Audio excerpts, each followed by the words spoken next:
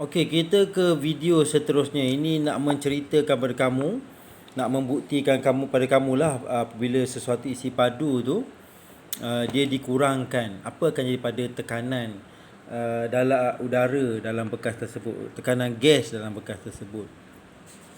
Contohnya pada suhu malar, itu pada suhu tetap, kamu akan nampak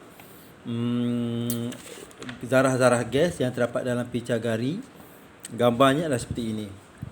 Kan, kamu nampaklah zarah gas dia menghantam dinding. Itu yang mewujudkan tekanan. Men, zarah-zarah gas yang sentiasa bergerak menghentam dinding-dinding bekas tu, bekas picagari tu, itu yang mewujudkan daya tekanan lah yang kamu dapat ukur.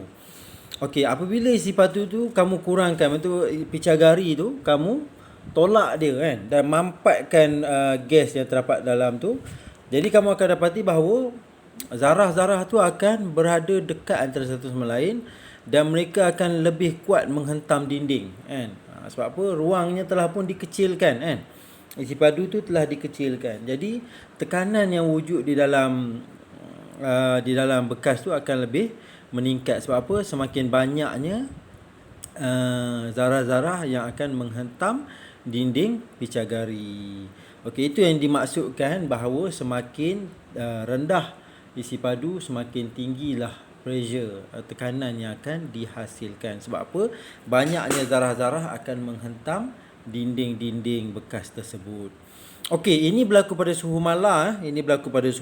Sebab apa? Sebentar nanti kita akan belajar mengenai segitiga PVT.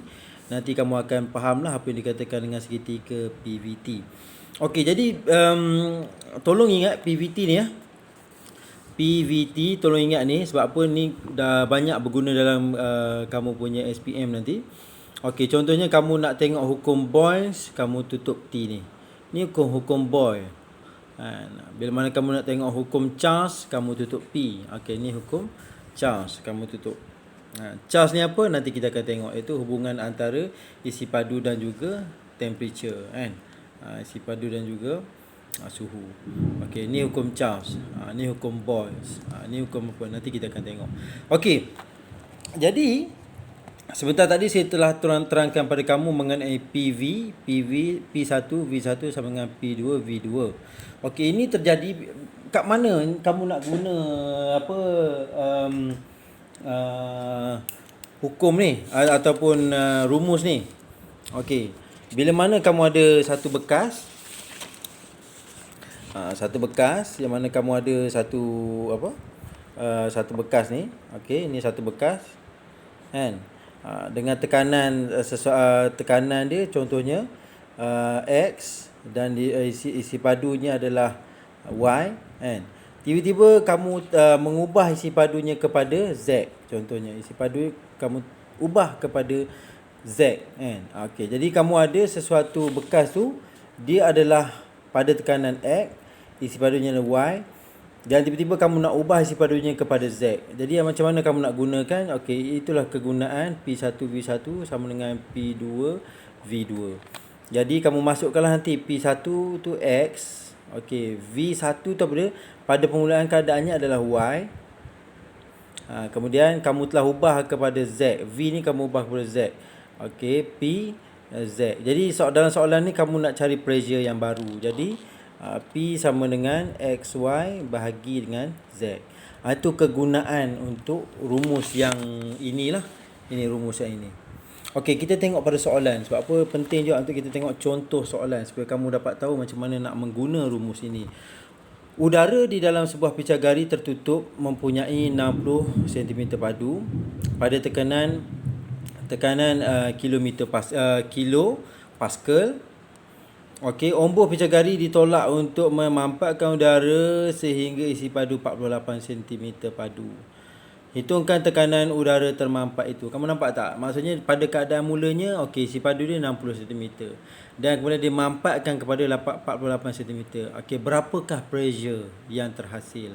Jadi sebab itulah kita gunakan rumus yang ini.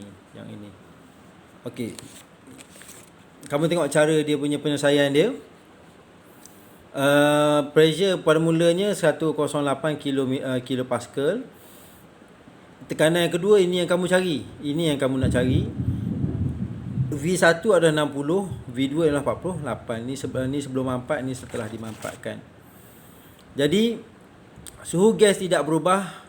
Jadi suhu kita malakan, rumus hukum Boyle digunakan P1 darab V1 sama dengan P2 darab V2. Jadi kamu just masukkan je lah.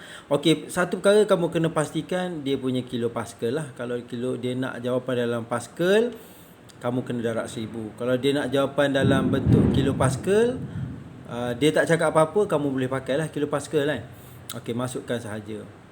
Masukkan dia punya tekanan, ini isi padu, ini yang jumlah yang kamu cari, tekanan yang kedua.